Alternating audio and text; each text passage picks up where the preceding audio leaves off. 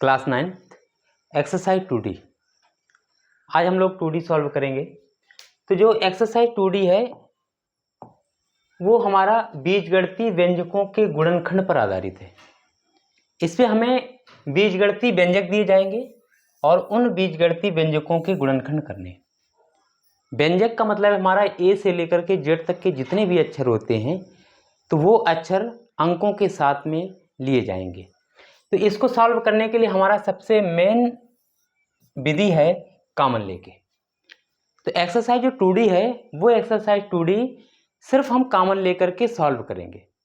अब कॉमन लेना क्या होता है? कॉमन का मतलब होता है कि जितने भी पद दिए गए हैं व्यंजकों के प्रत्येक पद में जो चीज उभयनिष्ठ हो अर्थात हर एक पद में शामिल हो उसको हम लोग कॉमन ले लेंगे और कॉमन ले लेने के बाद जो बचेगा वो हमारा बचा हुआ गुणनखंड कहलाएगा।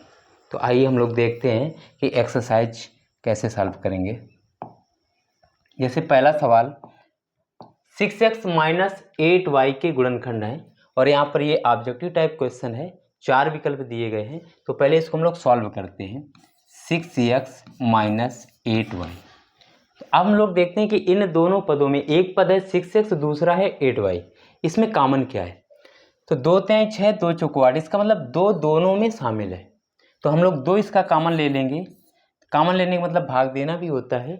अब 2 का भाग 6 में देंगे तो 2 3 6 3x माइनस 2 का भाग 8 में देंगे 2 चौको 8 4y। तो ये हो जाएगा 2 ब्रैकेट में 3x - 4y। तो ये ऑप्शन हमारा पहला वाला सही है। तो हम लोग लिख देंगे फर्स्ट विकल्प सही है।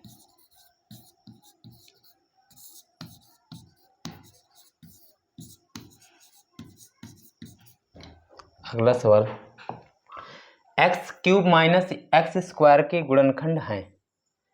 इसमें भी वही हम लोग काम करेंगे कि सिर्फ कॉमन लेंगे। तो दोनों में कॉमन हमें x² मिल जाएगा। x² हम कॉमन ले लेंगे। तो यहाँ पे 3 घात हैं, जब 2 घात कॉमन लेंगे तो x की घात 1 लिखा नहीं जाता है माइनस x² कॉमन ले लेंगे तो ये बचेगा 1। जहाँ पर कुछ ना कॉमन मिले वहाँ पर 1 और जहाँ पर सब कुछ कॉमन मिल जाए वहाँ पर भी 1 बचता है। तो ये x² ब्रैकेट में x - 1 दूसरा विकल्प सही है, लिख देंगे सेकेंड विकल्प सही है।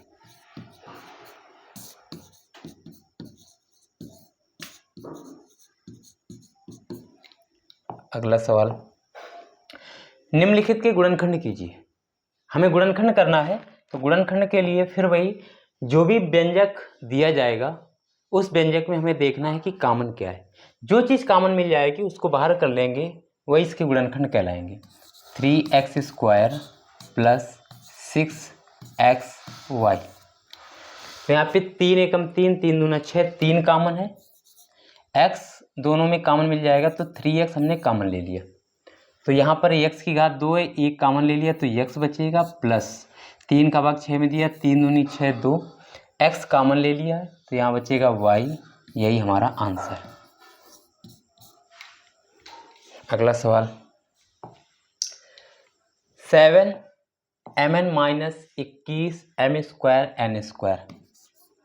7mn - 21 m² n²। देखते हैं कि कॉमन क्या है। तो 7 कॉमन है, m भी कॉमन है, n भी कॉमन है।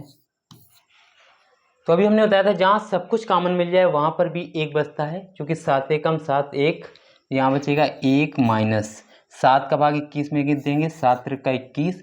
m की घात 1 कॉमन लिया, यहाँ 2 है तो 1 m बचेगा और 1 n बचेगा। यही हमारा आंसर। अगला सवाल 21 x² y² + 63xy। 21 x² y² + 63xy। तो इसमें 2 व्यंजक हैं, एक ये और एक ये। अब इन दोनों व्यंजकों में हम लोग देखते हैं कि कॉमन क्या है। तो देखो कॉमन जो होता है वो हमेशा छोटी संख्या ही कॉमन होती है। जैसे यहाँ पर 21 और 63 है तो 21 का भाग 63 में चला जाएगा, 21 × 63 3 बार जाएगा। तो यहाँ पे 21 छोटी संख्या है तो कॉमन तो हो गया अंकों में 21। अब बात आती है अक्षरों की। यहाँ पर x की घात 2 y की घात 2 है, यहाँ पर x और y मतलब x की घात 1 है y की घात 1 है, तो ये छोटा है, तो यही कॉमन हो जाएगा x y। तो 21 तो पूरा कॉमन हो गया। अब x की घात 2 में से एक कॉमन ले लिया तो केवल एक x बचेगा। y की घात 2 है, कॉमन एक घात ली तो एक घात बचेगा, एक घात लिखी हुई नहीं जाती है, प्लस 21 का भाग 63 में देंगे, 21 या 63, x तो कॉमन हो गया, y कॉमन हो गया, तो यही हमारा आंसर बचा। अगला सवाल 3p² plus 2p³ plus 9p³ यहाँ पर हमें 3 पद दे रहा है। तो अब इन तीनों पदों में हम लोग देखेंगे कि कॉमन क्या है। जो तीनों पदों में कॉमन होगा उसको हम लोग बाहर कर लेंगे, प्लस 9p³। तो देखो 3 यहाँ पर है, यहाँ पे 3 का भाग 2 में जाएगा नहीं, यहाँ पे 9 में जाएगा नहीं, इसका मतलब 3 तो कॉमन है नहीं। अब बात आती है p की, तो p में सबसे छोटा ये है, क्योंकि हमने बताया था सबसे छोटा ही कॉमन मिलता है। यहाँ पे p की घात 1 है, यहाँ पर 3 है, यहाँ पर p की घात 2 है, तो p की घात 1 सबसे छोटी है, तो ये p कॉमन हो जाएगा। अब q में ये 2 घात है, ये 1 घात है और ये 2 घात है, तो ये घात सबसे छोटी है, तो q केवल कॉमन मिलेगा, तो हमने pq कॉमन ले लिया। तो जब pq कॉमन लेंगे तो यहाँ बचेगा 3, p की घात 2 में से एक कॉमन चला गया तो p बचेगा, 2 में से एक कॉमन चला गया तो केवल q चलेगा, क्योंकि एक घात जो है ये छिपी होती है, प्लस 2, ये p की घात 3 है, एक हमने घात कॉमन ली तो यहाँ बचेगा 2 घात, p की घात 2, q तो हमने कॉमन ले लिया है, प्लस 9, यहाँ से p कॉमन ले लिया है और q की घात 2 है, यहाँ पर हमने एक घात कॉमन लिया है, तो केवल बचेगा q, यही हमारा आंसर।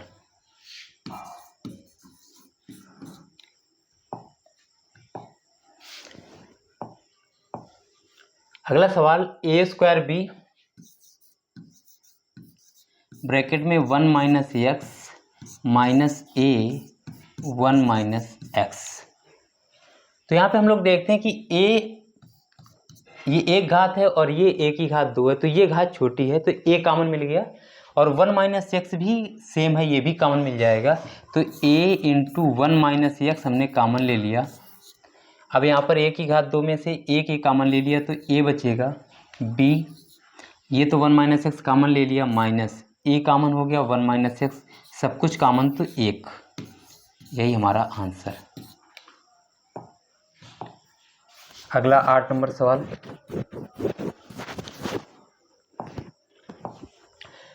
5x प्लस वाई की घात 3 प्लस 10x प्लस वाई की घात 2 प्लस 20x प्लस वाई। तो हम लोग देखते हैं इसमें कॉमन क्या है।